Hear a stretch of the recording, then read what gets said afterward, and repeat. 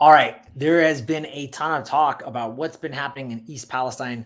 My heart goes out to everybody in Ohio and just the devastation that's hit that community. But what I want to talk about too is not the politics behind it, but actually, we've been poisoned in our water system way before East Palestine. It just now finally actually made the news. And so now they're testing it and now we're seeing it in front hand. And I want to talk about that. There's three big things. One is there's, let's talk about the toxins in the water right now. Okay. That has been a huge problem. The second thing is, what can we do about it? And then I want to also dispel some myths, I think, around distilled water and why I think that is the king of all water filtration systems. So let's get into it. I mean, when you just talk about some of the evidence out there right now, there's been plenty of studies. There's studies showing 98% have measurable plastic levels. There is a plastic out there called it's DEHP. It stands for bis-2-ethyl phthalate. It's ubiquitous in the environment. This is according to Shauna Swan, who has a great book called Countdown. Go read the book. You'll learn about all the toxins that we are being bombarded by and why it's a huge problem when it comes to male infertility issues, especially around men and women. We have a testosterone epidemic in men where their testosterone, their levels are plummeting, and women can't get pregnant and their hormones are all out of whack. Look at the plastics that are found everywhere, as well as the pesticides that are being sprayed and the fragrances and all that we're seeing all around us. There's another news article I have out here. The Maldives records highest level of microplastic pollution on the planet. Highest levels of microplastics found in mollusks, a new study shows. There's evidence being found in human placentas. Yeah, this stuff is actually very generational, guys. And you're seeing it from everything in infant bottles to the fact Joe Rogan just said, hey, we are consuming a credit card's worth of plastic every week. That was an article that he just highlighted not too long ago. So there's also an epidemic of radium. Okay. Now, radium is a radioactive element. It's an alpha emitter. It is a known carcinogen. It deposits in your bone like calcium. It's a bone seeker. Okay. And it can't be seen in the water, but the EWG, okay, is collected data from our public water systems from around the country and analyzed 5 years of tests from 2010 to 2015. And what they found was radium was found in all 50 states. 158 public water systems in 27 states reported radium in amounts that exceeded the federal limit. Drinking water for more than 170 million Americans contains radioactive elements at levels that may increase the risk of cancer. If you're in Texas, 80% of Texas has excessive radium. Texas, a study identified over 3,500 different public utilities that contain excessive radium.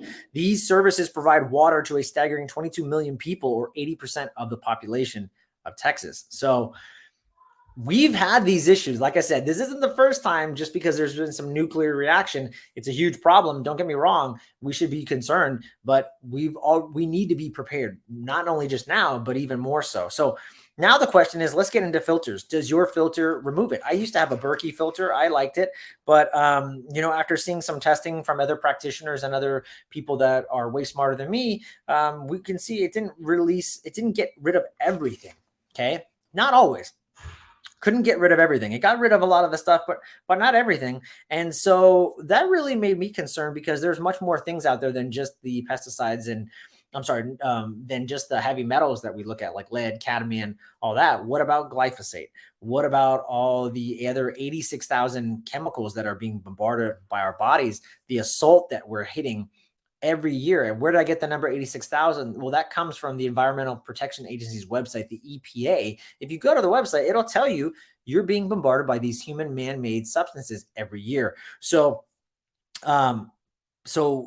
sure that a water filter like reverse osmosis, or maybe even a Berkey, gets out, whatever, 9 or 20 of the different contaminants. But what about the other 86,000 or 85,900?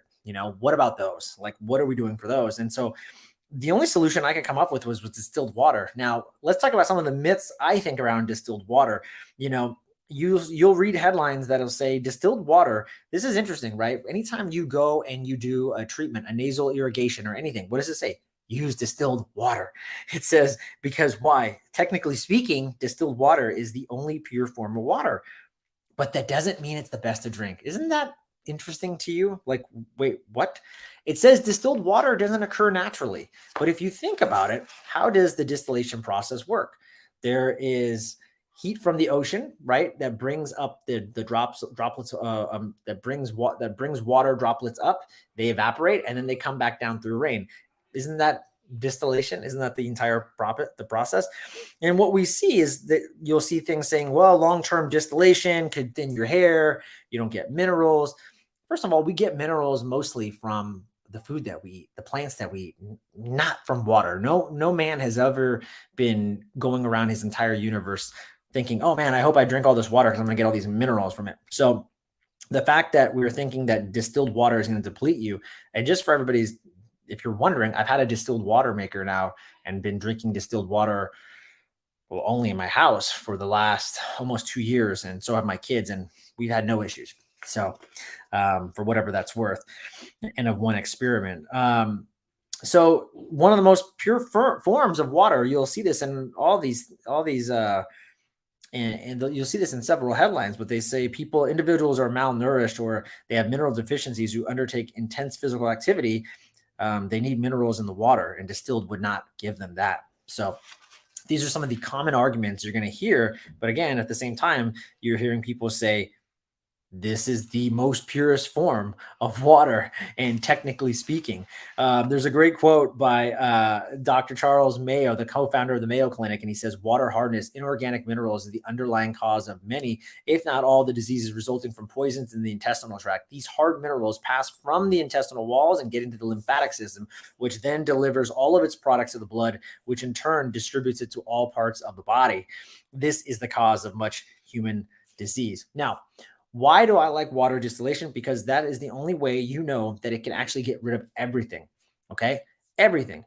Because it's not going to account. There's not going to be like, well, only a couple of the impurities like some of these filters do. It gets everything.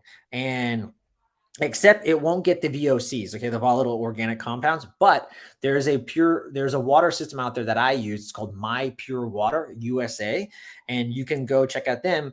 They have dual vents that have a cooling vent, and they vent off these VOCs. So they will condense down with the steam, and then the carbon filter will get them. So that's what I use. And actually, I interviewed them on my podcast, the Hacked Life podcast. Go check them out. You can search that episode. I don't remember what number it was, but we talk about distilled water. So just type in distilled water, the Hacked Life podcast, Joel Evan, and you can see the interview we did there. We go into much more details. And I believe there's a code also there. If you go to My Pure Water and use the code Joel Evan, you can get a full system. And then there's a small discount code. So that's what I use in my own home. And that's what I've been using for the last 2 years. So these VOCs though, right? These VOCs, you see them in air fresheners, gasoline, glue, ink, magic markers, solvents, all that kind of stuff. And they're in our water. And like I mentioned earlier, glyphosate, VOCs, all the other heavy metals that we're not even talking about besides lead, cadmium, mercury, all those things. The nice thing about distillers versus reverse osmosis or anything else is they are consistent. That's why I like them. Okay. Filters and reverse osmosis, they're going to lose some of their effectiveness. Distillers are going to be the same every time you use them. And that's the beautiful thing.